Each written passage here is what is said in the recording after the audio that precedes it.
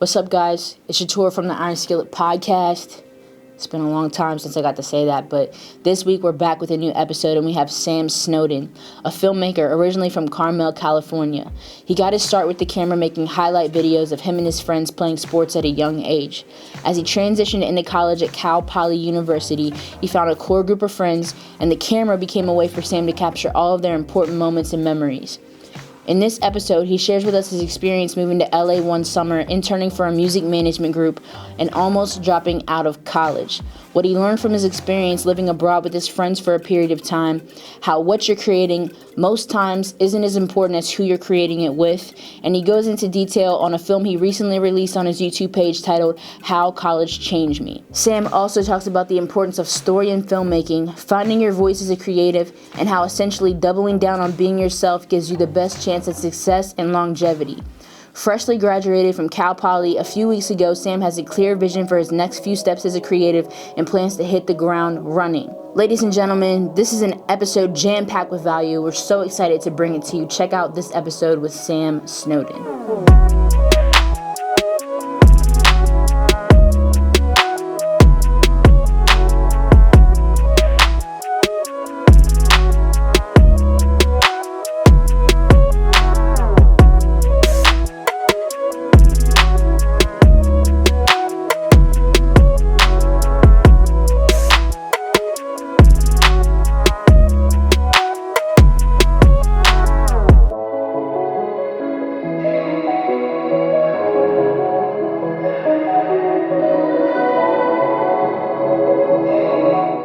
What's up, it's Shator. We're back with another episode of the Iron Skillet Podcast. Today in the building, we got Travis on the boards. Got my man Brandon here. Whoa. And the guest of honor, my man Sam Snowden in the building. So Sam What's everyone? What's up?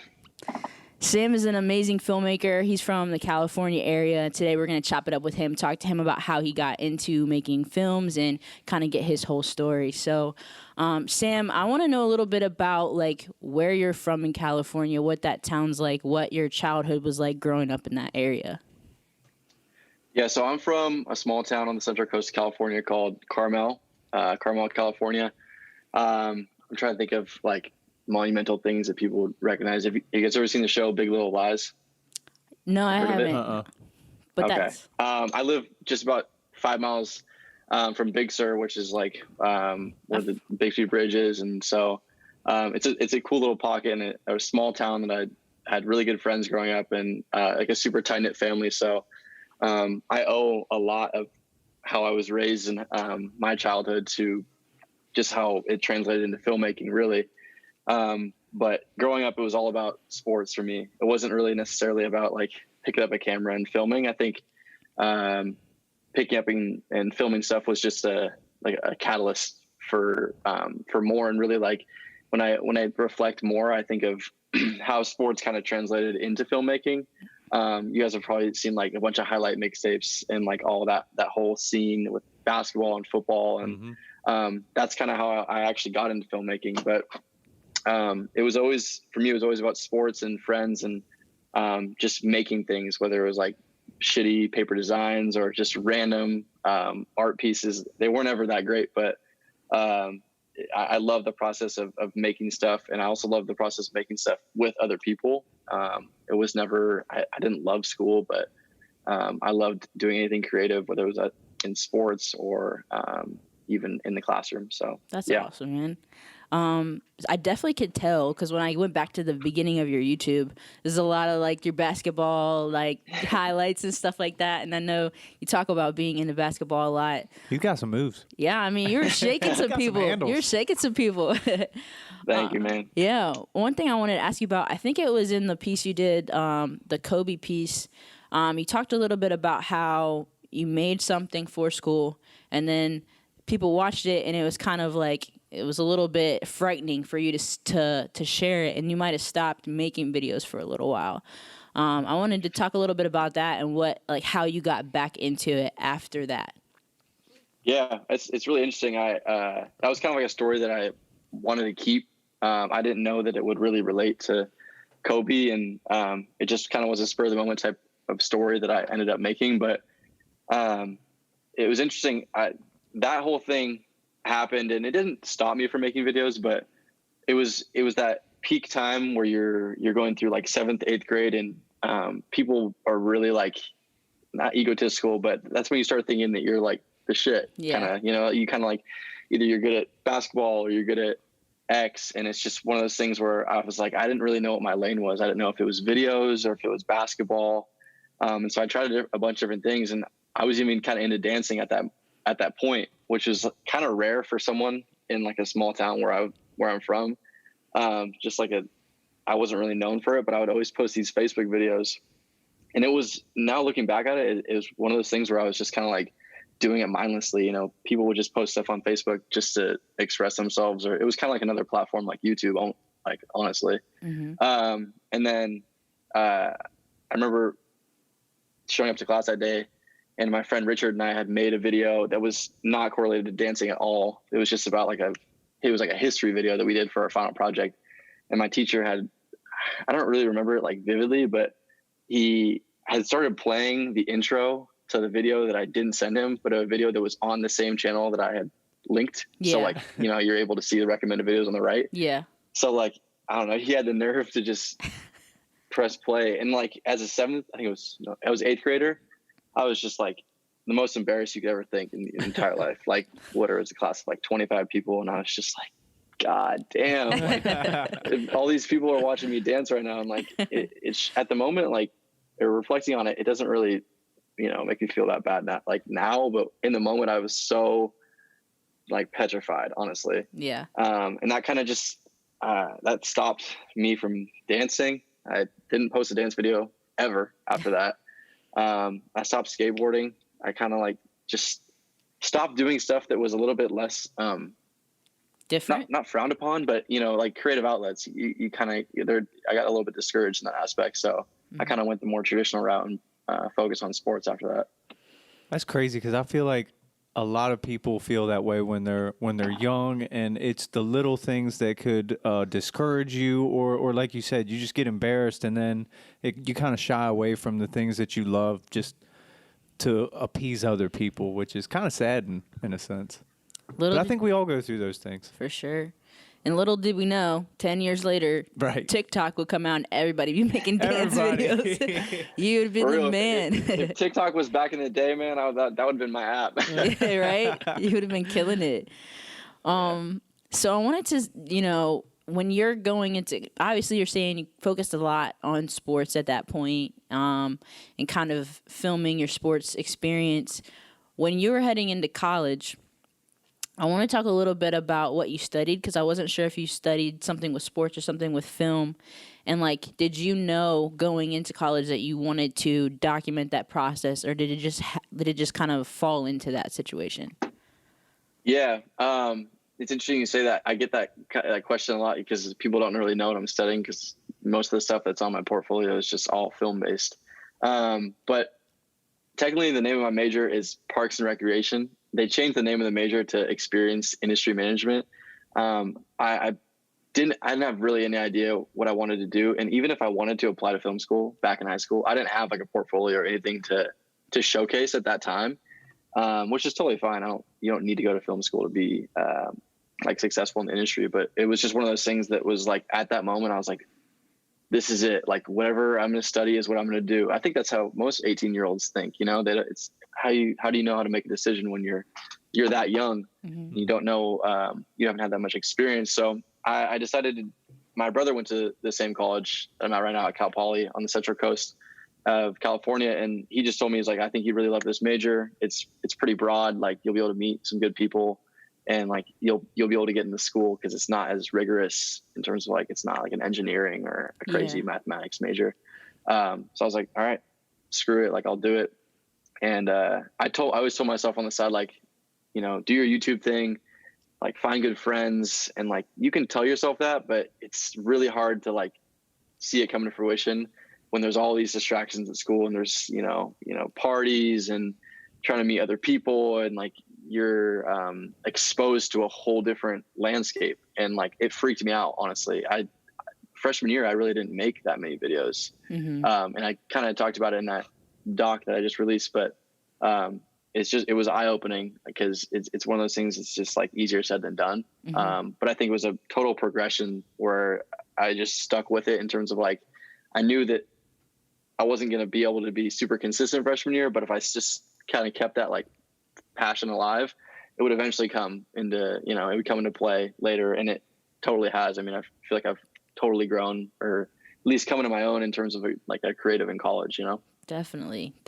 You could see, I mean, that piece was, first of all, amazing job with that. Like, I literally clicked the link from like IGTV and I was like, oh, 27 minutes. I'll see how much. I literally watched the whole thing. I was like, oh man, I just like it kept pulling me in. So, I mean, Thank you. Yeah, you did a great job with that piece. Thank you. One thing I wanted to ask about from that, because it seemed like, you know what I mean, you were trying to figure things out your freshman year, but then you talked about how you started doing more stuff your sophomore year, and then you spent a summer in LA. And I know, being from Virginia, that's like, I've seen Entourage. That's a dream of mine, to go to LA and just like live the life. And I want to hear about that summer and kind of like what that was like experiencing those things and just that time in your life. Yeah. So I think that was probably the most like pivotal step for me, was to get to go from a small town in Carmel to a smaller, like not smaller, but a small college town in San Luis Obispo, which is just like 3 hours north of LA. But I'd never spent time in LA. I didn't really understand, the difference between West Hollywood and Santa Monica. I had no idea. And it's daunting, honestly. I think it's daunting for anyone. But people move there with a purpose. And that's what I kept telling myself. I was like, if I'm going to work, I was interning at a music management company, just working unpaid, doing the classic, like, creative, show up, provide value, and get out. But it was just such an eye-opening experience to be in a place where there's, you see all these great YouTube videos and then you hear all these stories, and then you get there and you're like, shit, what's my pull? Like, what's my part? Like, what do I do here? Because you've heard all these great stories, but like, that's what I realized was like, I can't really try and be like someone else, especially in a city where people, not that they're fake, but it's easy to see who's real and, what everyone's real motives are. Yeah. So, I was pretty shell shocked that summer because I just didn't really understand like what I was there for, but it took till the next summer to really figure it out. I remember seeing a phone call of you, like thinking you might not want to go back to school after that first week. Was it just like you were just kind of so captivated by what you were doing and what you were experiencing in that first little bit of time there? Yeah, I think the first week there was a little bit of like a false sense of security. It was one of those weeks in your life where you just you get hit with opportunities that you are like, how? Like, how am I doing this? But I felt so much value, and like I had never really felt that value in school. And so I was just like, I remember having that conversation with my mom. It was just so spur of the moment, but I really was like, what am I doing in school? Like, I'm spending all my time researching YouTube. I'm sure you guys know what it's like, just learning everything on YouTube, and just doing that whole process. I'm like, I'm spending so much time on my, to the side of school, just trying to like build my portfolio and build my like creative audience. And I just kind of like I was literally at UCLA and I just sat down and I was like, I'm going to call my mom and tell her that I'm going to drop out of college. Like, that's going to be it. And then of course I did, but yeah, kind of like something out of a movie where you're like, all right, I'm going to do it. Like, I'm going to have a conversation. But in reality, I had no idea what I was doing. Now, I was 19, Now looking back, are you glad that you made the decision to finish college? So glad. I mean, probably one of the best decisions I've ever made.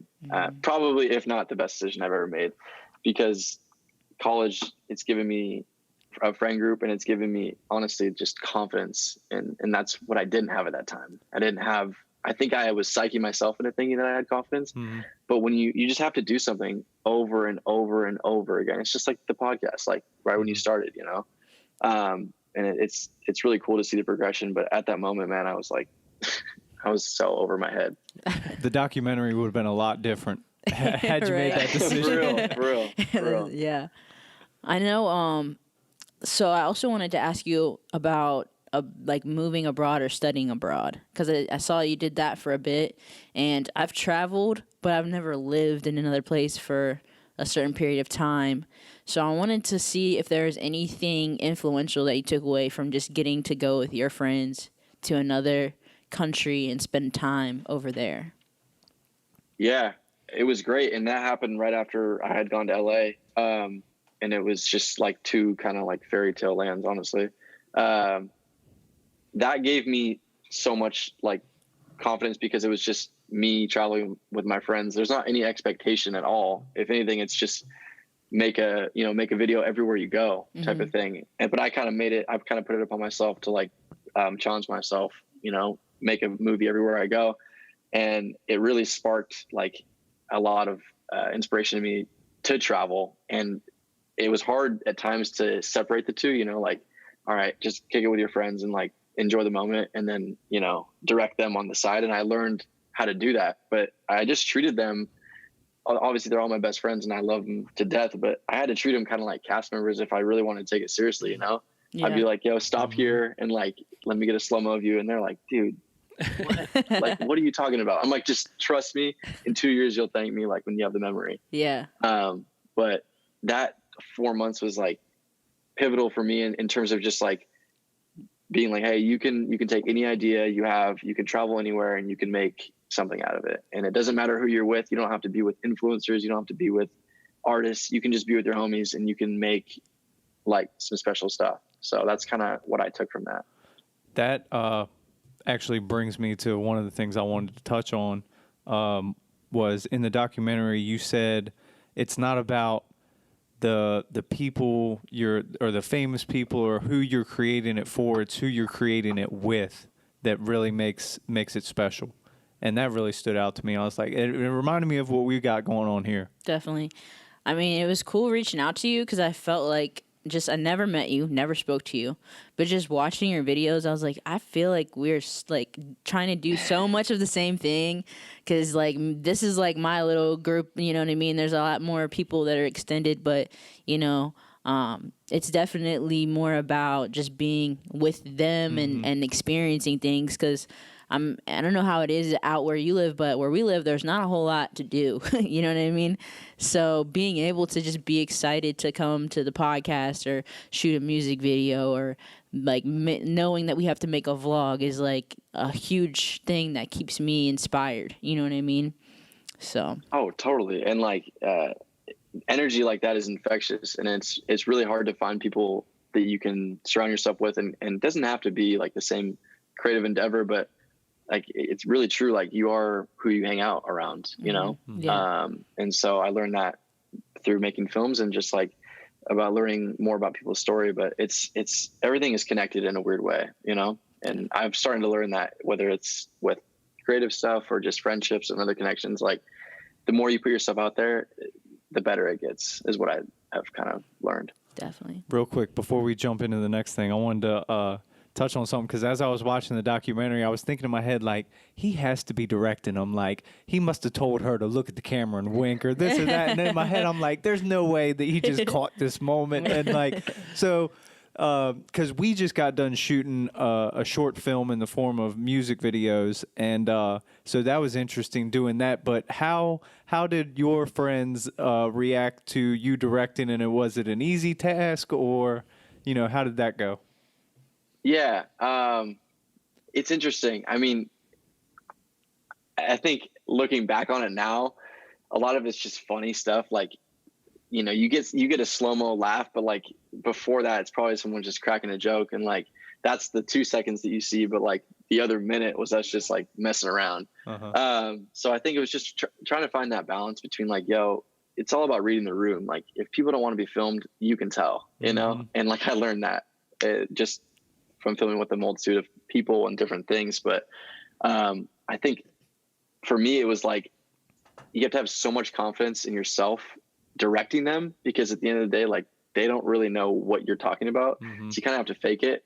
So I would always just like hype them up, like, yo, you look fire. Like, right. Like let's say all this random shit that like will hopefully just like get them comfortable, but half of it's just like making them feel comfortable and being homies with them first. Right. I feel like, it's so hard to film with people that you like have just met.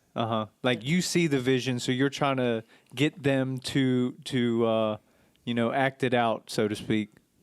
Totally.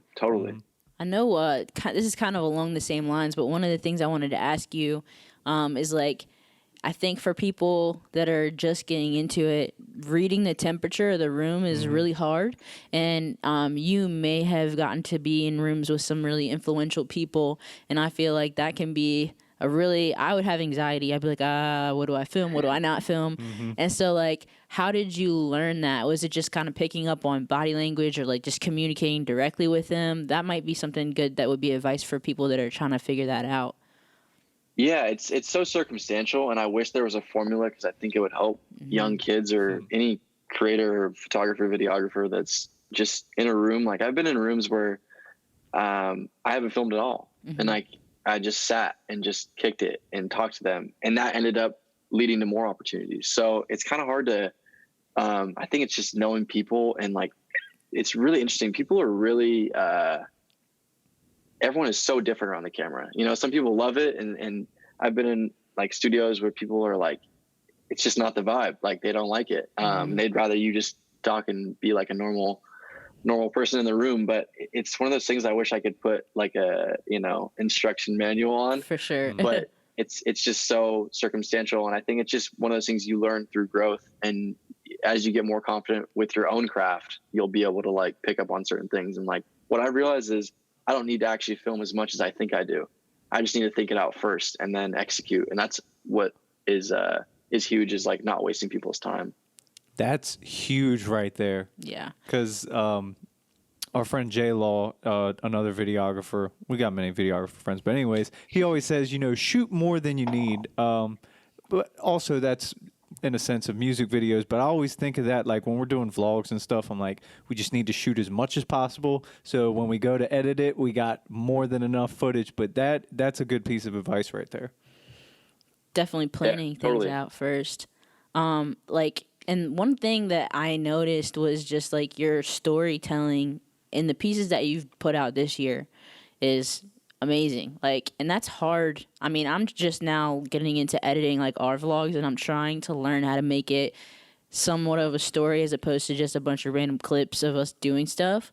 So like those voiceover pieces like really bring home like an emotion, which is like, that's a skill. I'm learning that that's really hard to do, to have someone watch something and actually feel it, as opposed to just like, okay, this is cool visually. So I wanted to know, like, how did you, like, what's your process like for that? Are you writing those things out like after you've watched the footage, or just kind of how you're putting those like pieces together, and like how you found your voice as a filmmaker? You know what I mean? Like how you figured out what you wanted to say.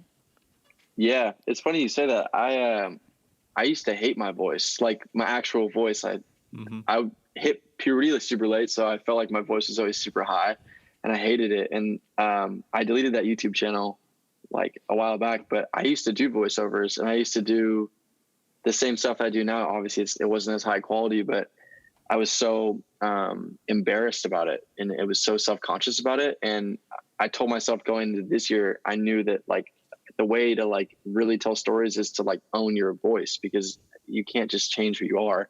I can't have my roommate just be like, yo, can you say this for me real quick? Yeah. It's like, it's my thought, so I should say it. Right. So that's something that I had to learn, was just owning it, and owning the fact that like, if you think you sound weird, it's just because it's you, and you are so like, you find flaws in yourself. But there is an art to doing voiceovers, and I think I'm getting better at it. But when I first started, you just start talking monotone, and you kind of like, you're like, wow, why do I sound so weird? But when I talk now, I just like, I'm not that I close my eyes, but I try and act like I'm talking to a million people. Yeah. Because that's hopefully what I will do one day. But it's such a weird thing. I get stage fright when I do it, even if it's just in my room, because I know how powerful that stuff can be to people, and I know how powerful it's been from other people's voices to myself.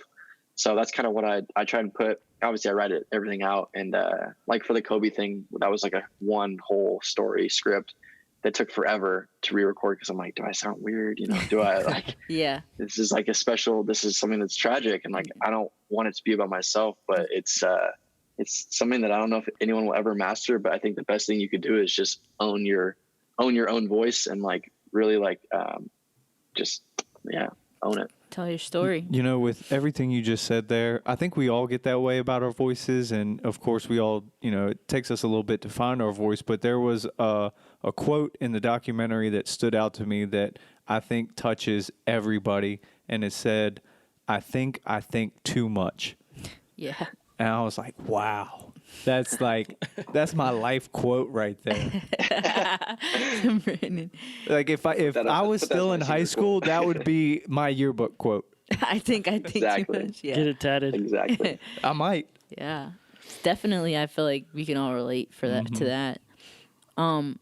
So I found you specifically because I listened to the Purpose in the Youth podcast, right? And I listened to Bobby Hobart, and it's really wild how like life works because Dylan, his roommate, did a show in Fairfax, which is like an hour from us, like a year ago, and me and Travis interviewed him. And then like I just started like following content, and then I saw your stuff pop up. So I saw that you had worked with him a little bit, just doing BTS and stuff like that. And I wanted to know a little bit about just that experience. And I saw that little clip of advice he gave you before you went into that last year. And it seemed like you hit the ground running from that point. So I kind of wanted to hear about that. Yeah, it's such a full circle thing with Bobby. And we're still good friends to this day, but I had reached out to him. I just like you had found the Purpose in Youth podcast through one of the people that he had podcasted with back in like 2017, early 2017. So I just hit him up kind of like, yo, I love this stuff.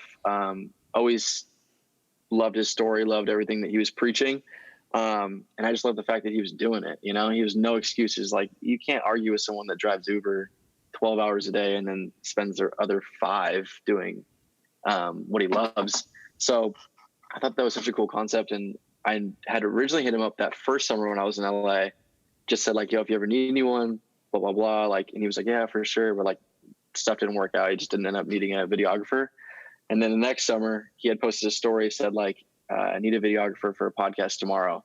And I was just sitting at my friend's house like, yo, it was like my first or second week in LA. I was like, this is it. This is like get the ball rolling right here. Hit him up. We FaceTime for 30 minutes and I ended up filming like that day. And then I filmed like 3 or 4 other videos for him, just going out to his house, like doing it all just because I loved it. I wasn't doing it for money or anything. Like I just loved sitting in on conversations. And it's crazy all the people that I've been able to meet either from Bobby or just stuff like this that happened, you know, like if I never made that initial step to throw myself out there, I don't know if this podcast would happen. Exactly. You know? So I learned a lot from him, and he's onto his new job, and he's taught me a lot just in terms of like how to really like throw yourself out there. And he's been a big influence on me, not as just a filmmaker, but as like as a person. Yeah. Did that advice? So I want like create more is something that I see you talk about, and I know you're trying to build that, you know, that brand and that whole movement. And I wanted to know like if that piece of advice was something that sparked that idea, or if it was like already kind of a seed that was already there, and just a little bit behind what that means. Yeah. So I originally had started putting create more at the end of videos, I think 3 years ago, like early 2017. And I wish I had an answer for why I did, but it was just one of those things I did subconsciously. I was like, finish the video, I'll put Sam Snowden Films, create more, period. And it was just kind of a reminder to myself, like, create more. This is so simple. Like it's almost kind of like dumb when you think about it. You're like, oh, create more. Like it's kind of funny.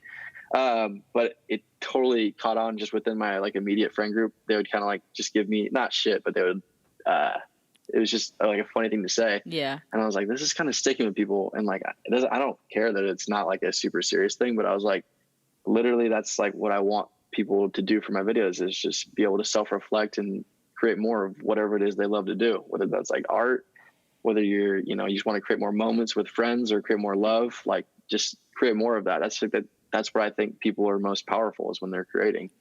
And so I told myself that if I was going to preach, create more, and really like put it as my personal brand, I actually have to create more. Like I can't just be someone that preaches and doesn't have, facts or the credibility to back it up. So that's where I started that weekly vlog as like it's not the Create More series, but it's just like, that was my way of being like, this is what I'm doing. And like, hopefully this can be a catalyst for something that you're doing. Definitely. It's awesome. That's beautiful. No, it's really great, and it's inspiring. I'll tell you that, because I think we all run into those little ruts, those little moments where we're like, I don't have any inspiration, and seeing something like that could definitely kind of give you that little push to just try something. So kind of, it's a crazy time right now, because I saw in the beginning of your video that you made your own little sash thing and you're graduated, But, and I actually I'm an athletic trainer at a college. And so like that whole experience was really crazy for me as well. There were athletes, like senior athletes that like I was supposed to get to see do their senior day and say goodbye. And within 2 days, like that, I don't know if I'll see them anymore, So I know that for college specifically, this can be a super tumultuous time, but I thought that like the advice that you gave at the end of your video was very inspiring. It wasn't negative or like down. It was very much like, I'm gonna make the best of this time. So I kind of wanted to know, what's life like, being someone that didn't get to walk across the stage, and now you're trying to figure out what the next step is after college. What are some of the thoughts that are going through your head, and just kind of what that looks like for you? Yeah, it's definitely not that it's changed plans, but it's wild. Like the days that go by, like I was just talking to my roommates, like we're like, dude, we're technically going to graduate in 2 weeks, like virtually or whatever, however you want to call it. But yeah, I spent a lot of time at home, just 2 hours north of here.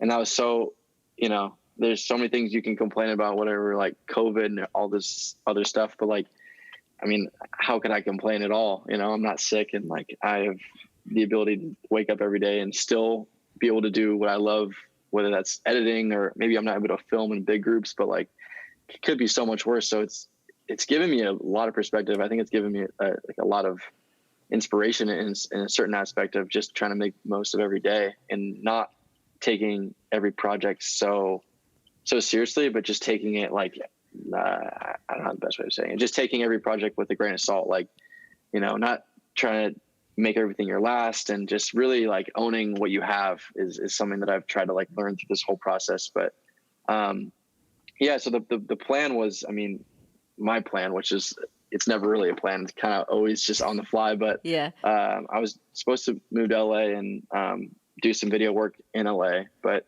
with COVID, I've kind of just been able to reassess, and honestly, it's given me a lot of time to think about what I really want to do. Everyone thinks that you need to be in LA or you need to be an X to achieve this, but honestly, right now I'm staying put here in Central Coast, and I'm doing some stuff that I don't really know if I'm supposed to talk about yet. So I'll okay. it's in the works, but you'll hopefully see in the next month or so. So I'm starting my real career in San Luis Obispo. That's awesome, man. So, yeah. I know I had two more things I wanted to touch base on. The piece of advice with the speaking portion at the end, when you're talking about how like it's crazy that as we get older, we have more fear and more anxiety with sharing our ideas, which is kind of crazy because we're more experienced and we should technically be better, so we should feel more confident, but it's not necessarily the case. So I kind of wanted to see talking a little bit about that and seeing if there was ever anything that you were about to put out that gave you that little bit of fear and anxiety, but you put it out and it kind of, went really well for you. Yeah, I think I used to have so much fear or like doubt when I would post when I wasn't doing weekly, because I wasn't setting a deadline. It was all just like, okay, is it ready? Like I didn't really know. But when I started doing weekly videos, I was like, it doesn't matter how good it is, doesn't matter how bad it is. Like you have a job, a quote unquote job, but to post every Monday at 7, and like that gave me so much confidence of not trying to make everything perfect, but just trying to make it the best you can. I think there's some quote by Casey Neistat that it's like, try not to be perfect, but just be good enough, because if you try to make every video perfect, you're never going to post a video. Like, I still think there's things in the last video that I posted that I don't like. But that's just part of being a creative. But I think just getting over that hump of realizing that I think people actually appreciate flaws more than you would think. But when you release your work, you want it to be as perfect as possible. But I think story is king in every aspect of filmmaking. So that's why I've tried to implement in my videos, is just always putting the story first. Doesn't matter about the graphics and everything. Definitely comes across. I love what you said there. Like, I can relate to that so much. I do like all the audio engineering here, and I look back at things I mixed a week ago or a month ago, and I'm like, man, I wish I'd have done it this way. And now that I'm thinking about it, from what you just said, it's like we are getting better in our craft, and that's why we think those things. At the time, we thought it was good enough, or close to perfect, but you know, as we grow and get better, we look back and we're like, man, I could have done that better. So, I mean, I think having those thoughts is kind of a good thing, and it's a sign of growth and getting better. 100%, man. I love that. For sure. So, one of the last things I want to talk to you about is if you could give advice to somebody that's just starting to find their creative path, and it could be film, it could be photography, it could be anything. If you could give them one or two pieces of advice just from like everything that you've experienced in your journey, what would those things be? Yeah, I would say the biggest thing that I've learned through this whole process, and it's still so new, is that I think the best shot that you have at success is being like 100% yourself. Like, you're going to see all these amazing artists, influencers, like content creators on Instagram flexing and doing all this cool stuff. Like, it's cool to look at that as inspiration, but just know that the hard truth is you'll never be that. And like, you should never want to be that, because that's who they are and that's how they got to that point. But everyone's path is so different, and it's so, it sounds repetitive and it sounds a little bit cliche, but it's so true. Like, you know, no one is Michael Jordan. Like, there's a reason he's Michael Jordan, and like, no one is Casey Neistat, because his path is so cool and his path is so unique. And so I think once you can own that and be okay with not being, you know, X, Y, and Z, you're set for like ultimate growth. And I think that's something that's so hard to tell a 17-year-old or tell someone that's in high school, because, you know, they just want that like quick success. But like, what I've been trying to tell myself and tell other people is like, you want to build something that's going to last. And like, if you're yourself, then you're going to last forever. You know, if you're trying to be someone else, then you're just going to fade away. And so I think that's like, if you stay true to yourself, the slow growth is way better than clout, or however you want to put it. Facts. Wow. It might take longer, but it's going to be easier in the long run. Yeah, for sure. Because, you know, yeah, being yourself is easy. Yeah. Man, this is off topic, but I feel like we get some of like the best advice from like people on the come up, like himself, like Sam. Like, yeah, no, 100%. Like not even like the big top artists or people you interview or ask like, yo, what's some advice? Like, we get the best advice from people like us and Sam. Definitely. No, thank you, man. I appreciate it. And that's, you know, it's all relative stuff, though. Mm-hmm, definitely. I don't know if you guys have anything else for Sam. Any thoughts or? No, I was just gonna ask him dumb questions like, you know, but like, I'm here for dumb questions. we got through the butt of it, but I was just gonna ask stuff like, I don't know, what do you like shooting the most? Like, do you like doing the sports, or you like doing the lifestyle, the vlogs, or I've seen you in the studio with artists. What do you like the most shooting? I think it's hard to pinpoint what I like most, but I love getting that. I love to film people in an interview setting, like set a tripod down and have like produce a bunch of questions and like just talk like this. Oh, and nice. I don't actually like, I'd rather have the filming do whatever, the camera do the filming and me be able to like dig into their story. That's like my favorite moments ever. Right. It sounds like you got a career path as a director. Like it seems like you have the vision and you're just, you know, getting everybody to do what needs to be done. And you definitely showed that with the documentary. That blew me away, man. I was watching it. I was sitting here and I was watching it, and I was captivated. Like it was so well put together, like from a storyline perspective. Like you did a phenomenal job.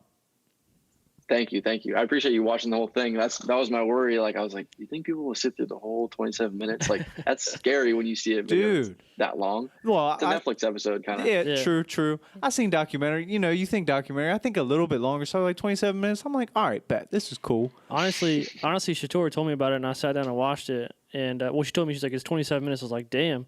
But I sat down and I was captivated too, and I watched the whole thing. And she's like, "What'd you think?" And I was like, "I feel like I was watching a Netflix documentary." Yeah. I was like, "This dude can edit." I'm telling you, it was so cool too, because like, you know, when we're all bringing things to the table from a podcast standpoint, and I was so excited because I was like, oh, when they like really dig into this, they're gonna see, like, you know what I mean, how much value this has.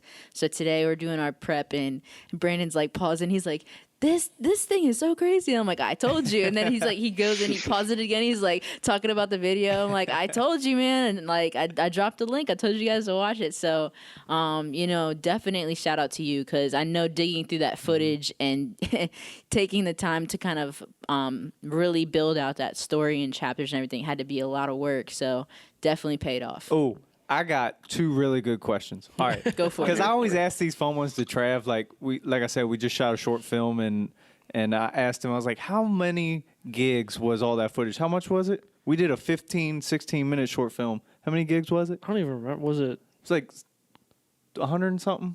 No, it was 200 it was something? more than that. He did shoot in 4K, too. It was all right, but anyways, this ain't about you. Yeah. Anyways. I don't even remember how much it was. But, okay, if you could guesstimate how much space all that footage was for the whole documentary, ballpark it. Well, I was editing between like 5 or 6 hard drives, and some of them were I would say 10 terabytes. So 10,000 gigabytes. Yo. But that's all, like, I don't know if that's actual footage. You know, there could be like render files. Right, and of stuff, course, so. of course. I didn't use the whole thing, but and that was years of footage as well. So yeah, I had to write. That's why I told myself to not look at any footage first, and then write the story of how I felt. Okay, and then go find clips that would match it, because you could get lost in all those clips. You know? Yeah, absolutely. That was another question that came about was how did you go about it? But okay, and now here's my second one. Oh shit! I lost it. He's like, he got too excited. No, because that blew me away. Because I'm like, man, did he look for the clips first and then write it to the clips? But he wrote it and then looked for the clips. Definitely. I feel like, I mean, you have a video out about like just advice on making vlogs, and I watched that, and it helped me because I know like I get lost in the sauce sometimes too, just like pulling random clips, and I'll be halfway through the edit and I'll be like, I should not have done it like this. Like I'll find more footage and I'll be like, I could have put this in the beginning and this here, and now I want to start all over, but I'm 4 hours into this and like it has to be uploaded by tomorrow, so I'm kind of stuck with what you got to revert back to his advice though. You know, you're not going to get it perfect. You got to get it good enough because you got to make the deadline. He's got all the quotes. We're big about deadlines around here, and I'm always on them. Everybody's on everybody, and I think, you know, sometimes you got to put a deadline on it because as creatives, you'll just keep going and editing, and oh yeah, for you know, sure. it's never done. Oh yeah, for sure, man. Oh, I thought of it. How long did it take you to edit the documentary? Man, I lost track of the hours, but it was I said it was like a week of writing, just strictly writing, like write it every day, like whatever was in my like front yard, or just like I would try to like go other places to get away. But it was like 7 pages of like script writing, and then it was 3 weeks of like pretty much nonstop editing. My parents were like, they were so confused. They're like, "What are you doing?" Like, and my brother was home too. He'd come in and he'd be like, "Can I please see it?" And I'd be like, "Dog, no. Like, trust me, you'll wait." Like, so I pretty much went crazy doing it, but I think it was like 3 weeks of just probably like 200 hours of editing. I have no idea at this point. I don't even like to think about it because it kind of makes me scared. Yeah. So the scenes in the beginning where you're like graduating in your house, did you shoot that like last before? Yeah. And I made my brother film that. Right. I had that like idea of just like throwing a fake graduation and then have that be the intro. Right. But like that was during. Was your? I think it was only like a month ago. Did anybody see the whole thing before you shot that, or like before that was in there, or like was your family just confused? I edited I filmed that and then started the editing process. Got you. So like, I kind of like to start from beginning to end. I can't like, when stuff's not from, Right. point A to point B, I get like freaked out. Right. So the first person to see the video is my mom, of course. I gotta show mom. Absolutely. But I was like, I wasn't gonna show anyone anything. That was like my biggest thing. I was like, I wanted this to be special for my friends to be able to watch it wherever they did. Right. But yeah, I'm sure was your really, friends really had some nice. tears Awesome. come out and laughs, and I'm sure they loved it. Yeah. Oh, 100%. Some people said it made them like tear up. And Right. that was like, as a filmmaker, you are like editing at 2 a.m. and you're just like, does anyone even care about this? Like, why am I doing this? Yeah. Just with any creative endeavor, like whether it's podcasting, music, you're like, not the self-doubt, but it's like, why am I doing this? Mm-hmm. And then you post and you get like an influx of just like really nice compliments that are very genuine, like Right. just even from you guys, like it's humbling, honestly. And, but it's what makes me want to do it again. Of course. It's like this constant cycle of like highs and lows, Right. Definitely. Well, okay, hold on. So Brandon. I know you said you got some things that you don't want to talk about, but is there anything you do want to say you got coming up next, or is that all top secret? I'll say this, a lot of YouTube stuff, like a lot of stuff with YouTube. It might not be on my channel, but it's going to be the original content and storytelling and making, stories around people is never going to stop. So that's something that I'll say. And it's not too far away too. So I just not that I'm trying to keep it top secret. I hate it's when cool. people are It's like, cool. oh, it's too top secret, but, we understand. it's You not can't tell tangible yet, people so I don't too wanna talk soon. about it. Definitely. Yeah. So you're creating more. I will be creating more, I swear. We're holding you accountable. Oh, thank you. That's literally our motto for 2020 is They just we're keep holding you saying accountable. that. Anytime something comes up, they'll look at me and be like, "We're holding you accountable." I'm like, "Okay, I get it. Man, you need Yeah. that though, because even if it's like annoying and even if it's someone that's not even doing the same thing as you, like my roommate, Ryan, he would wake up every Tuesday, every time I posted a video on Monday, and like, he's not in love with filmmaking, and like, he would help me make them just for fun. But he would wake up and say the same thing every single Tuesday. He'd say, "You got a lot of work to do." And he would piss me off so much, but he would always just look at me and say, "A lot of work to do. Like, you haven't done shit." And I would be like, "Dude, what? Like, you even help me. Like, what are you talking about?" Yeah. But it's like stuff like that I remember, and I'm like, without that, I don't know where I'd be. Yeah, definitely. That's awesome, man. I got one question. So in the documentary, you had you said you and your family do like 2 words, and you had that's a good one. fearless and Consistency. Do you have 2 new words? Ooh.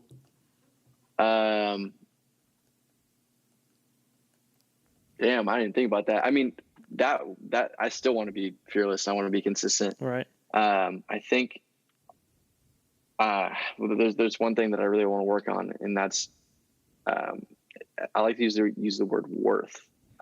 That's just like in terms of whether it's just being able to express yourself and know your worth as a storyteller, and know your worth, like not being an egotistical, Right. guy, but just really understanding, like, I've been doing this my whole life. Like, own it now that you're not in college and like this is your full-time thing. Like, know your worth as a creator, because people will just run you over in the industry, whether it's using you for free gigs or whatever it is. Like, you got to know your worth, or else you're just going to get run over. Right. I believe that, and that's something that you just have to go through and learn and do a bunch of free work and like really understand that. But worth is something that I've tried to learn. It's awesome. That's big. I do want to say congratulations on graduating. Yeah, congrats. Thank you. Congrats. Thank you. Almost towards the finish line. Yeah. You'll make it. I got all the faith, man. Well, Sam, Thank you. this has been awesome. I appreciate your time. It's been a great conversation, and I love your message. I love your content. I cannot wait to see where you take it. I feel like there's a lot of really, really awesome things in your future. You're probably going to inspire a lot of creators to continue on their path and kind of continue to grow. So shout out to you for that. Before we hop off of here, can you tell people where they could find you, either on YouTube or Instagram, if they want to check out your stuff? Yeah. So for Instagram, just at Sam Snowden, SNOWDEN. And then I think Twitter's the same thing, and then YouTube is just if you look up Sam Snowden, it should pop up. But those should be the main things. I'm not famous on TikTok yet, so You got one? Not yet. I got one. But damn, man, I've seen all these kids blow up. I gotta figure it out. Bring back the dance moves.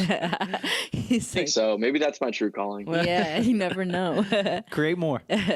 Well, guys, make sure Love it. you guys check out Sam's stuff. We'll definitely have links to all his stuff in the description. This is another episode of the Iron Skillet Podcast. We'll see you guys next week. Peace.